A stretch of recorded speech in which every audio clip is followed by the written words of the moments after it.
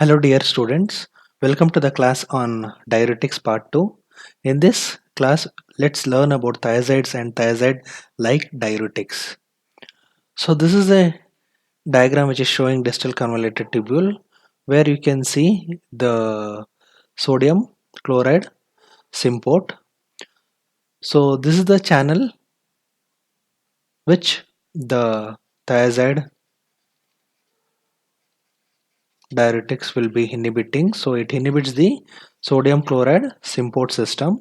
So thereby there will be loss of sodium as well as chloride, and there will be no loss of calcium because calcium absorption here it is dependent on the parathyroid hormone. So there is no loss of calcium, but there will be increased loss of magnesium. And also this sodium, the high sodium load will be delivered to the distal tubule where it will be getting exchanged with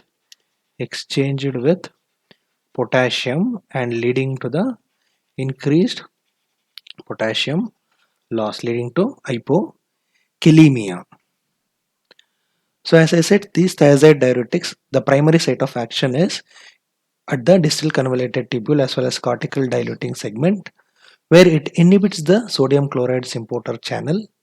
They do not, this is very important, they do not affect the corticomedullary osmotic gradient as well as they do not affect the negative free water clearance which was occurring with the all this disturbance in the corticomedullary osmotic gradient and disturbance with the negative free water clearance were occurring with the loop diuretics. And in case of thiazide diuretics there will be reduced positive free water clearance that leads to tubular fluid will not be maximally diluted due to the reduction in the positive free water clearance. So in addition, it has got weak carbonic anhydrase inhibition where it increases the excretion of bicarbonates and phosphate. And as I said, the increased sodium load will be presented to the distal nephron where they will be exchanging with the potassium. So thereby the urinary loss of potassium will be in parallel with the natriuresis. Natriuresis means the loss of sodium. So although these thiazide group of drugs has got moderate efficacy in excreting the sodium, their potency will vary. Why it has got moderate efficacy? When you give a thiazide diuretics, when thiazide drug reaches the distal convoluted tubule to act, by that time 90% of the glomerular filtrate which is consisting of electrolytes as well as the water will be reabsorbed in the proximal convoluted tubule. Only less of electrolytes as well as the water will be reaching the distal convoluted tubule. And this is also very important. Thiazide exhibit the flat dose response curve where even if you increase the small dose of thiazides behind their therapeutic dose, you will not see much diuretic action. There will be only little increase in diuretic activity. You will not see that much rise in diuretic response even though if you increase the dose behind its therapeutic levels. So although finally it will leads to decrease in blood volume and it reduces the GFR. This is very important. It reduces the GFR, so thereby these thiazides should not be used in case of patient who are with low GFR. So it reduces the calcium excretion whereas it increases the magnesium excretion. So extra renal action of thiazides are it increases the uric acid level by decreasing the urate excretion as well as it increases the blood sugar level. The mechanism is similar to that I had explained in the loop diuretic. That is, since there will be hypokalemia, there will be decrease in the insulin release, thereby it leading to increase in blood sugars. So although these response hyperuricemia and hyperglycemia, the intensity of hyperuricemia and hyperglycemia will be more with thiazide when compared to the loop diuretics, and also these thiazides will slowly develop the fall in blood pressure. There will be slow fall in blood pressure, which is helpful and benefiting in case of hypertensive patients. So coming to the pharmacokinetics of thiazide, All these thiazides are given orally. There are no parenteral injections which are available. The onset of action is within 1 hour and duration of action is 6 to 8 hours.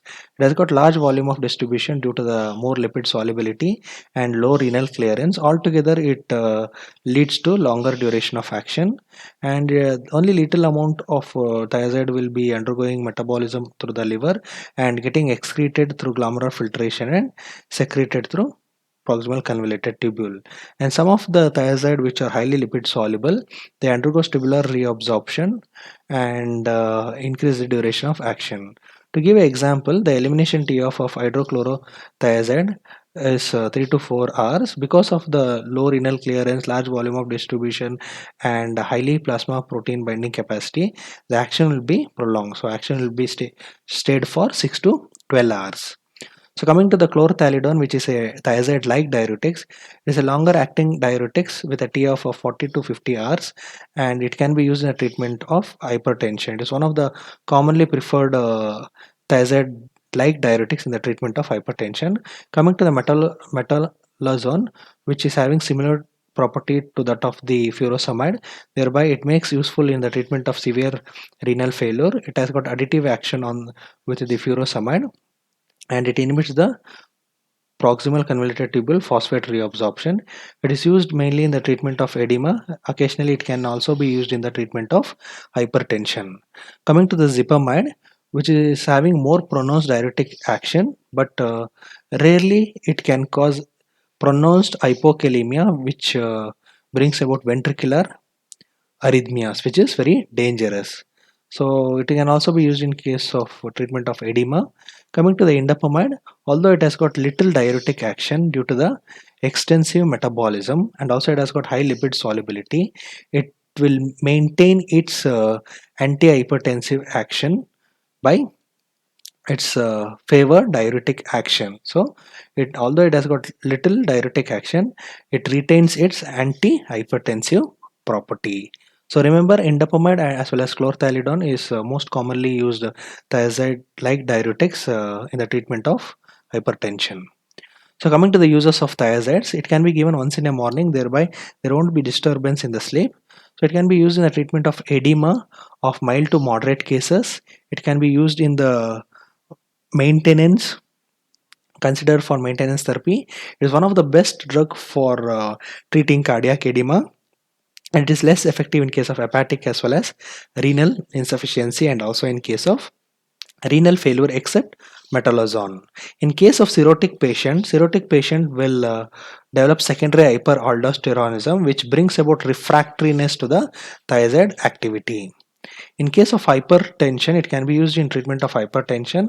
Example, chlorothalidone and indapamide, which is the one of the first line drugs for the treatment of hypertension. This is very important. These thiazides are the only drug which are effective in the treatment of nephrogenic diabetic insipidus. The probable reason being there will be reduction in the positive free water clearance. In addition to that, it also has modest beneficial activity in the diabetic insipidus, which is arising from pituitary origin.